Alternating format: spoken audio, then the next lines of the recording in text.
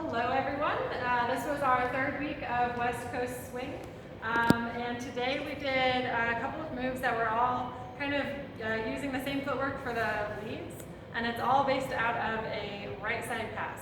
So first we started with the right side pass, which Greg will lead.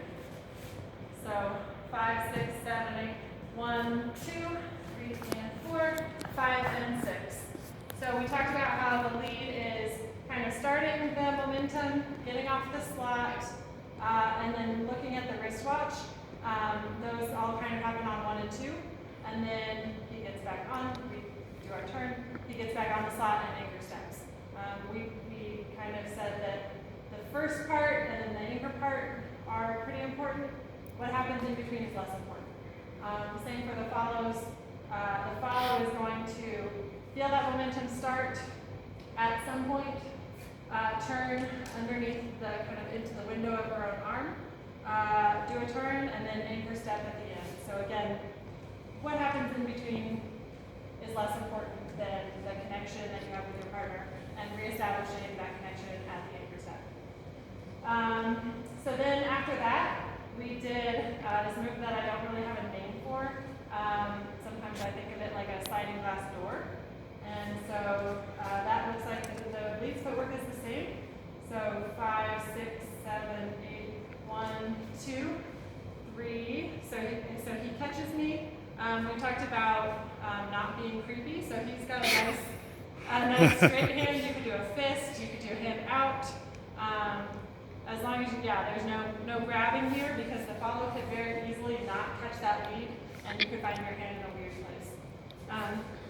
So Greg's going to catch my momentum here, and kind of in whatever time we want, we're just going to kind of go back and forth. And then at some point, he's going to catch one of my hands.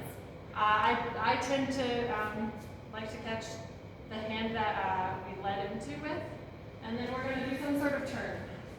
And again, you kind of negotiate that with your partner with whatever position you end up being in, and if all else fails, you kind of break apart, and then anchor step. Once again, the anchor step is kind of a key. Yep, we can, let's see, facing this way. Okay. 5, 6, 7, 8, 1, 2, 3, 4, 5, 6, 7, 8, 9, 10, anchor step.